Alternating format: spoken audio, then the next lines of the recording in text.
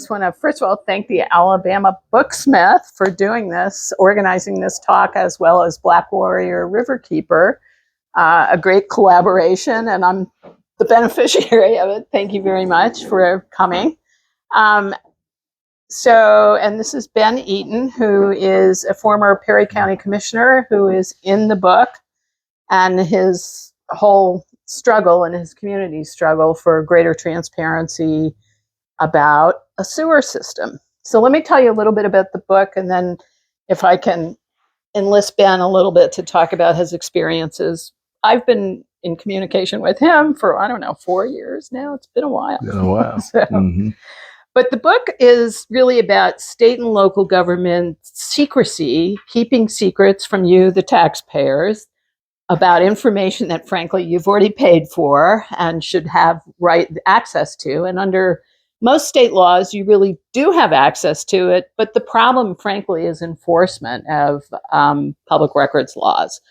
And that was a big thing in Uniontown, from what I could see.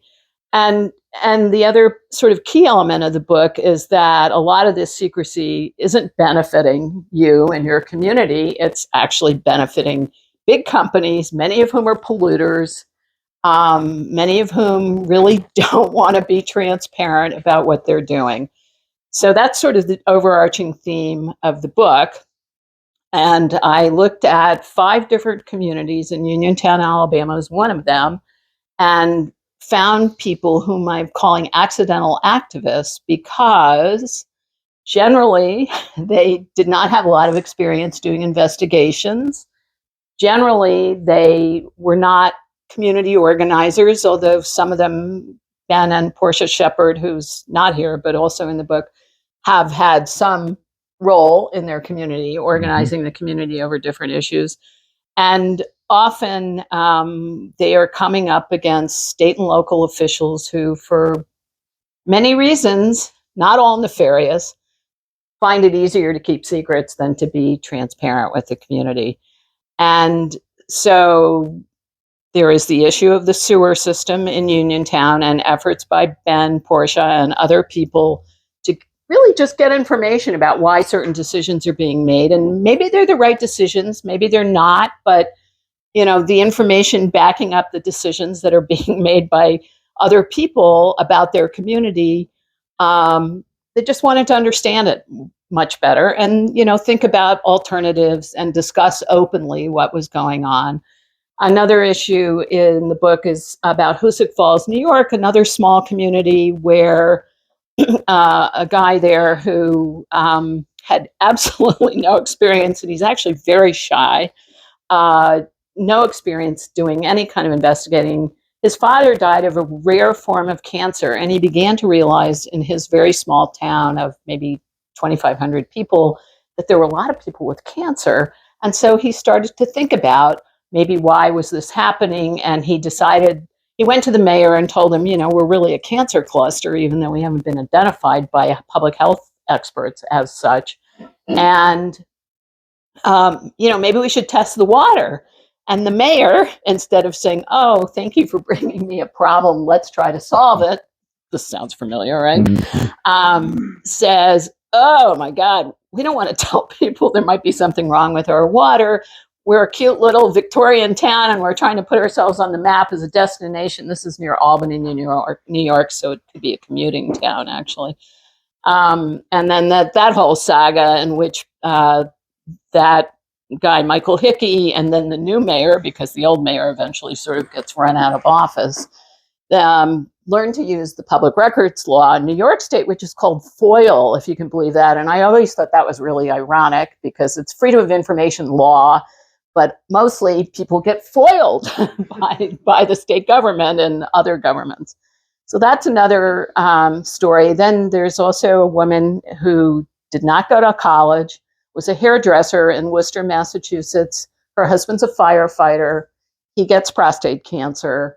There's a lot of cancer in the fire service, higher numbers than in the population as a whole. And she begins to wonder, why is this? Okay, we know about the foam now that firefighters have used. It's been identified as having forever chemicals in it. Firefighters are swimming in it. It's just crazy.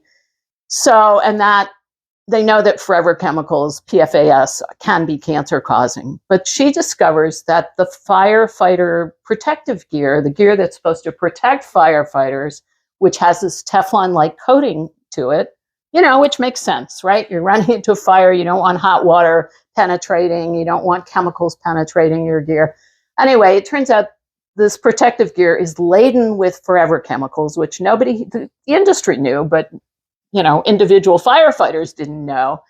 And she goes through this whole saga. She's actually managed to spark a national campaign in which the industry now, several years later, and like Ben's experience, these things take years.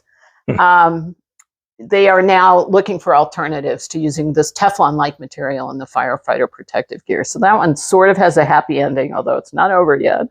And then another one that is in the book is about dangerous roads and dangerous intersections. If you ask the Alabama Department of Transportation to tell you what the 10 most dangerous roads are in the state, they probably will not tell you. I mean, that one is just mind-boggling to me. And then the fifth accidental activist, as I've called these people, is a guy who was in the criminal justice system, was at age 16 an accessory to a murder, unfortunately, was in prison for years, is recommended for early release, 6 months early. So I think, his sentence was something like 24 and a half years, and he was going to get out at 24 years. Goes up before the parole board and gets turned down, even though he'd been recommended for early release because he had such a good record in prison. And it turns out that parole boards, judges, all kinds of people in the criminal justice system are using a software system that has an algorithm.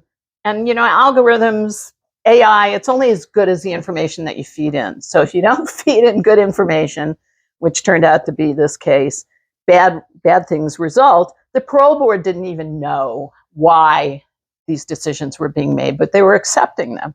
Anyway, this guy goes back to prison, asks around, finds out that people with way worse records than his had better scores on the software. I was like, what is going on? He figures out that it's one question that tripped him up, that the counselor who filled out the form with him answered the question about, do you have a bad record at all? And she or he said yes, because they went back through his whole time in prison, whereas everybody else was getting better ratings because the counselors were only going back 24 months, which is actually what they were supposed to do. So he figures out what the problem is, but he still can't find out from the company that makes the software how it really works. He sort of figured it out, at least for one problem, and then goes back to the parole board. He still has a bad score. 6 months later, fulfills his full term, and he gets out, but nobody has resolved this problem. It's a huge problem, actually, in the criminal justice system. So those are the 5 stories. I met Ben Eaton actually on the phone during COVID. We had a couple years of talking on the phone, actually, before I was able to get to Uniontown. And he was just, initially I was interested. There's a landfill in Uniontown, and I thought we were going to talk about that. But Ben said to me, no, I mean, there's that. But the real problem right now is their effort to fix the sewer system, which now has used up something like $35 million in state, mostly federal funds. And so maybe Ben can talk a little bit about why he is concerned about this and his efforts to extract information from the government, which ultimately led him to federal court in Washington, D.C. So, anyway. Yes. Good evening. This is sort of like a surprise to me. Sorry, we sort of entrapped you. Didn't know I was going to have anything to say. But anyway, yes, Miranda and we met on the phone. I won't say by mistake, but by luck. Yeah, I mean, Marianne Engelman Lotto, whom you knew, who had helped on the landfill, was actually the person who sort of said, you got to talk to Ben Eaton. I was like, okay. So. Well, I don't know why I am up front, but I have been involved in the project since 2012. We have noticed things that were going on that I had no knowledge of with the spray field. Right. That's what they call it. But Uniontown had a grant for $4.8 million to repair the sewage system. Questions were being asked, will it work? And from what I know, and some of my friends, I went to Alabama A&M, and that's an agriculture and mechanical school. And I had a lot of friends that were in agriculture. And I started asking them questions about the dirt and the condition of the soil in order what it can do and what it cannot do. And from what I knew, it was the same as what they were telling me. The soil did not permit anything to percolate, to actually take it through the second treatment system. You have your treatment facility, but then the soil itself is another stage or another step to actually treat the sewage. We have lime rock. Lime rock is just what it states, lime rock, and it is within 4 to 6 inches below the top surface. And the top surface is not soil, it's clay. So nothing actually penetrates it in order to do what they were saying it's supposed to do. We constantly ask the question, and like Miranda say, the government were dodging and not willing to share the truth. If anything, they were making excuses for not doing certain things. And I've said many times in the past that the government or the part of the government that's supposed to protect us from those things were actually not protecting us, or they was dodging the questions that were being asked of them to say, what's going on? ADEM, the Alabama Department of Environmental Management, they are the ones who actually granted them a permit to do this project. And when you ask questions like, how can you give them a permit to do a project that does not work? And you know it doesn't work. And the answer is, well, we just approved the permit. So where does that leave us? It leaves us in a state where, we don't have anyone, although we're supposed to have someone. But that just the fight of determination to continue to help my community. I got involved with Black Belt Citizens Fighting for Health and Justice in 2012. Once I started asking questions and being in the midst of a group of people who were actually doing the same thing. Now, Miranda mentioned the landfill. The landfill is one of the things that are actually, the landfill is it safe for me to say the second largest landfill in the state of Alabama? Yeah. It is large, that right there in Perry County. Well, there are conditions and problems that it is causing, such as respiratory problems, neuropathy, allergies, you name it. I want to say cancer, but we have had many people who have passed since I've been involved in 2012. But that doesn't stop. That doesn't stop us. I can get twisted up in different stories going from one to one because things are happening so fast. We're fighting where I started off fighting the sewer system, and then there's the landfill. So we are all involved in a little bit of everything. The landfill, I can remember making the comment that the landfill were desecrating our cemetery. And that was one of the things that I remember saying that caused them to slap a $30 million suit on. Yeah. Oh God, I forgot. So this is just Clooney one got issue. sued for defamation, right? Yes, yes. By this big wealthy company that didn't like their comments on Facebook. Exactly. And they waited for an opportunity, but we received, she mentioned Marianne Engelman Lotto. She helped us find an attorney with ACLU to help us fight the problem. And of course, it was dismissed. But we continued to move forward.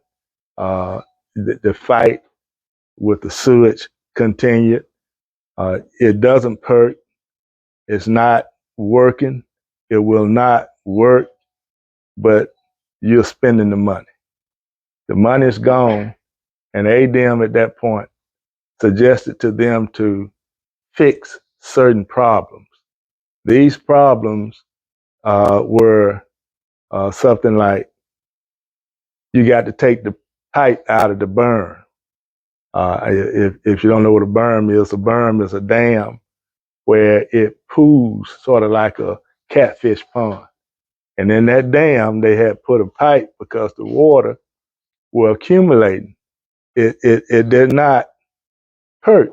It did not evaporate. It was too much. So the problem, to fix the problem was to put a pipe in the dam so the water can be released. And that sort of like makes it right.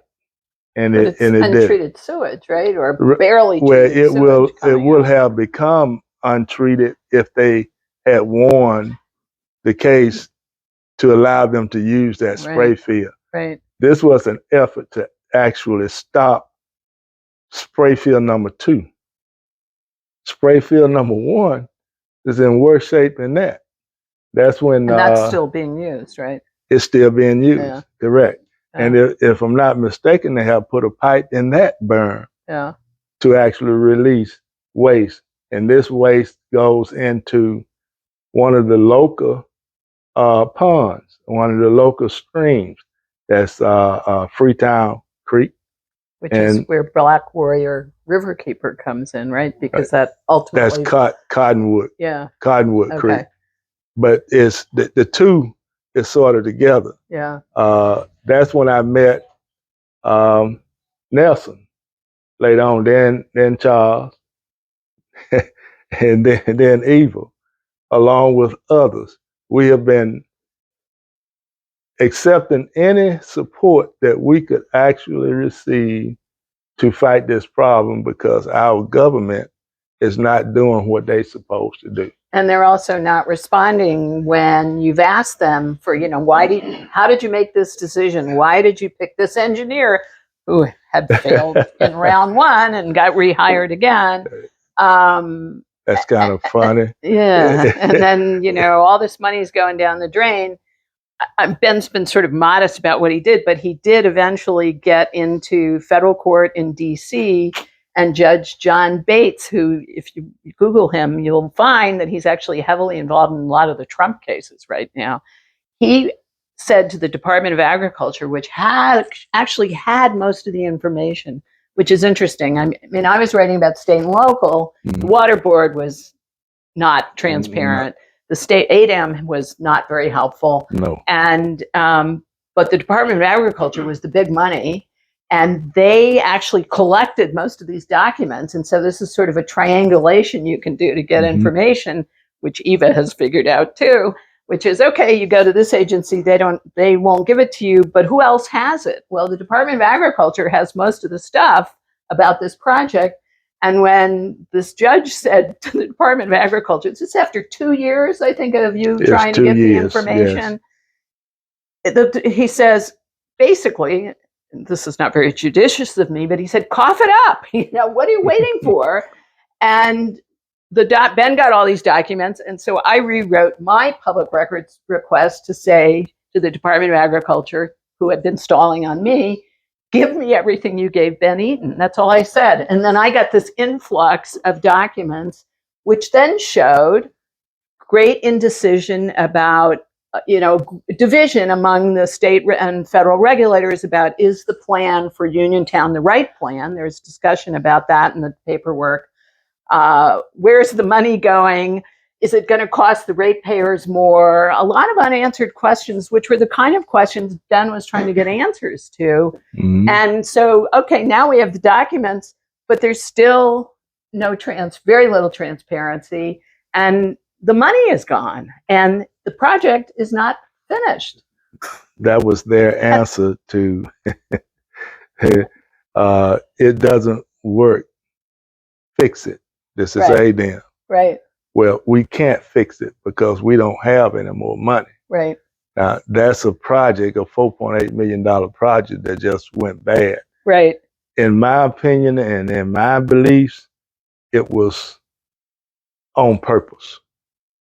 And more people than you would think were involved in that. In other words, ADEM knew it wouldn't work because of the type soil that we had. And we have been asking for a mechanical treatment facility. We have been rejected of that many times. And the more you ask, no, we're not. You all have no one in Uniontown who can actually manage the system. One insult behind an insult, constantly, Yeah. having poor excuses. I found this company out of Florida by the name of Eco Waters. They had a treatment facility that fit the project, fit Uniontown's need, but USDA refused to use them because they say they don't have a facility in the United States that's large enough for Uniontown. But they had many facilities in other countries that were working, but that wasn't considered, and that's fine. But when you have someone who's actually just taking your money and not giving you a service, this sort of like opens another door. Yeah. We have to approach it as it actually come to us, but they couldn't fix it. Now we have $4.8 million laying out there on the ground, can't use it. It's dead. USDA give a 22 point, is it 0.3? Yeah. 0.4 Plus the state kicked $1 million grant, free money, to actually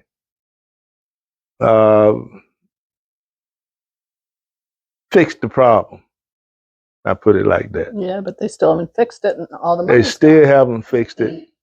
And 22, not 22, it's 33. Yeah. $33 million is down the drain. Right. I had a conversation with Portia the other day, and the document that she received from Lynn, it stated something else. And she asked me if I knew that. I had never heard it before. But she said that in that document, it indicated a $77 million project. So where's the other 40 million going to come from, especially now? But Who knows? Who knows? Exactly. So with that being said, it's like it doesn't exist. But if we go back to the $33 million, and the water board meeting this past Tuesday, they suggested that they pump our sewage from Uniontown to Demopolis. That's 20 miles away. The question was, I think it was on purpose that way because Portia wouldn't be there, and she's the other soldier that's on it all the time. Yeah. And she weren't at that meeting, and they had a lot of things approved. They approved sending our wastewater to They did. Wow. Demopolis. And I asked the question, well, who's supposed to maintain the line from Uniontown to Demopolis? Well, Demopolis will. So you all are actually asking or telling us that Uniontown is the reason why we got this money, but Demopolis going to use it to upgrade their system. Demopolis system was operating at 75%. Now they're taking on the sewage from Uniontown, which is another, I don't know, but $40 million. it's Pretty wild. It's going to fail. So the whole thing now is shrouded in secrecy, I think, which still, and not a lot of transparency. Correct. They will not share. It's just an amazing, to me as an outsider, really a really disturbing example of what I was looking for in this book. I know that Jake has scheduled the book signing for 4:30, but maybe we can take a couple questions from the audience, and then we're gonna hang around anyway. So I don't want to mess people up if they're on a schedule. But are there questions from the audience? Yes. Yeah, I've got a question, and it has to do with, it's to both of you, but I don't know if you have an answer. And the question for me is, why are they being so secretive? I mean, Ms. Spivack describes in the book people that you know in your community, and this is true for all the other examples as well. Why are folks in your community being secretive? Do you have any thoughts about it? You may not know, but I've had many thoughts about it. But our officials are not knowledgeable about this area and refuse to actually speak with someone somewhere else with likable problems to actually become knowledgeable about it so they can help themselves. I've learned that money has a lot to do with it. And I don't want to say anyone is being paid, but I believe it. Well, and they have this in one of the things the Department of Agriculture demanded that the community do is set up this water and sewer board. So they put people on the board who are local, but they don't really have the knowledge. I mean, I couldn't be on a water and sewer board. I think a lot of people couldn't. So it looks like there's local oversight, but somebody else is really running the show. Yes. And so the people on the water and sewer board, maybe they just are uncomfortable about sharing their lack of knowledge. Well, Congresswoman Terry Sewell told me that she would not be interested in trying to help anymore if the money had to be spent the way or go through the system the way it did the first time. That's the $4.8 million. Well, we did get the money. And that's when they just decided we're going to develop this third party, which is the water board. The water board was chosen by the city council, which the city council was who she was trying to avoid going through. They chose the people who actually on the water board in order to say we have that third party. But that third party was friends and family. So it still doesn't work. I could say my own sister-in-law was on the board.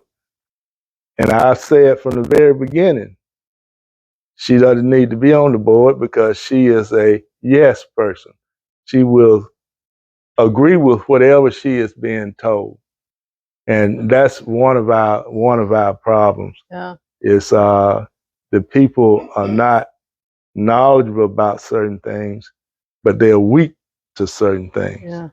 So that's one of the problems that we have. Are there other questions?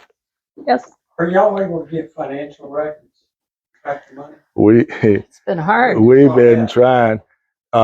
Most of the documents that myself and Miranda received in that foyer was redacted. Yeah. And that's by the federal government, but probably in consultation with the state would be my surmise. Yes, so it's secrecy, It's not transparent, but it's a problem. So the question really is, where did the 30 million go, and why? What should the program have cost to fix? We don't really know. There was sort of no analysis ahead of time, and then where did the 5 million go? Yeah. Other questions? Yes. Good questions. What grounds will they have to redact this? Oh gosh, that's a question. That is a really good one. I mean, there are grounds to redact. Yes, there are. They're personal, but Right. this is business. Well, one of the big loopholes in state and local and federal open records laws is the trade secrets exemption. And I write a lot about that in the book because it infuses a lot of these different circumstances.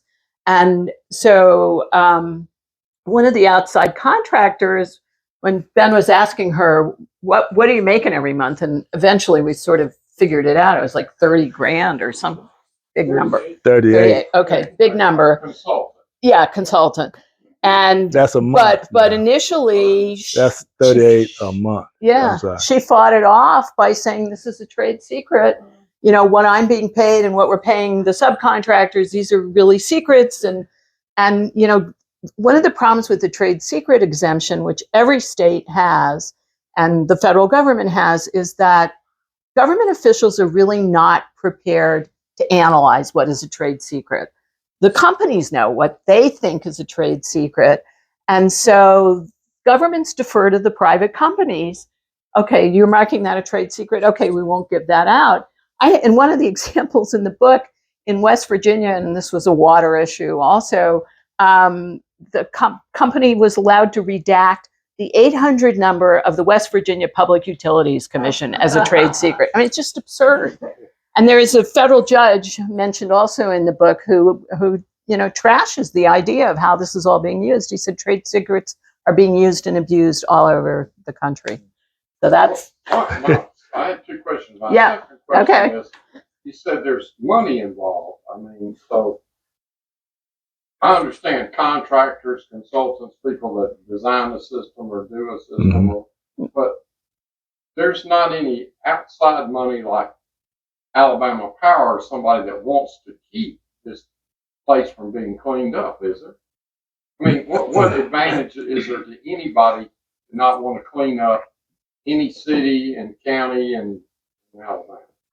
If I am not mistaken, I think Alabama Power have offered to do some things, but some of our problems is created by Alabama Power. So how do you work with someone who is actually the problem? Well, they don't have a generation plant. They have one at Demopolis. Right, but they have brought 4 million tons of coal ash. That's true, into that land. Yeah. Yes. Yeah. But that's not affecting the sewer there. No, that's why I say there are so many problems. You can Still go. have the paid prison there. Is that still Yeah, operating? there is. They Reopened it. They just reopened it along the time of the water board. Yeah. Now, Where's their waste going?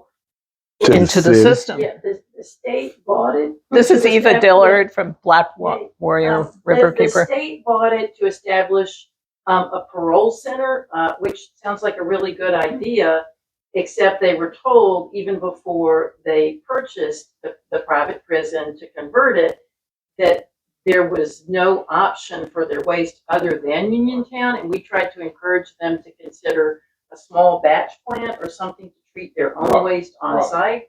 And ADEM allowed them to hook up to the municipality of Uniontown and send their waste there.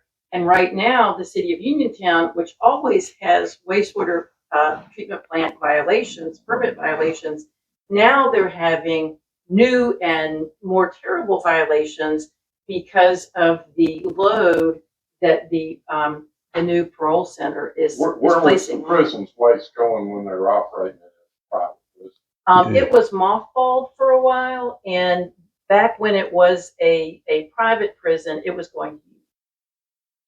So, there's also now one of the industries, the cheese plant is closed, But the catfish plant, which state records, which Eva got, show, that they are contributing to excess from time to time.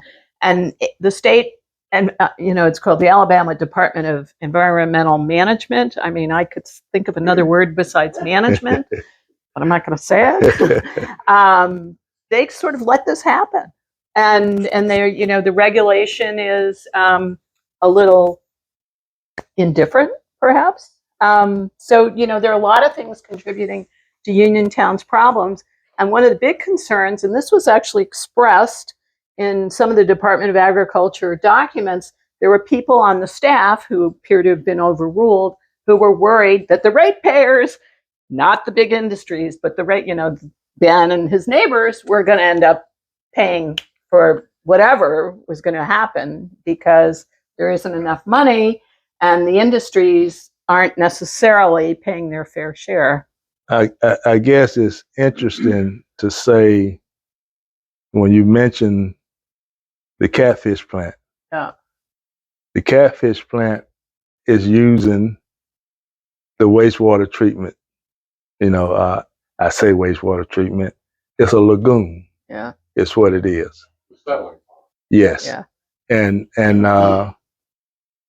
when we try to get documents or information from them, it's never truthful. On how much water they're using, because they use a lot of water. Yes.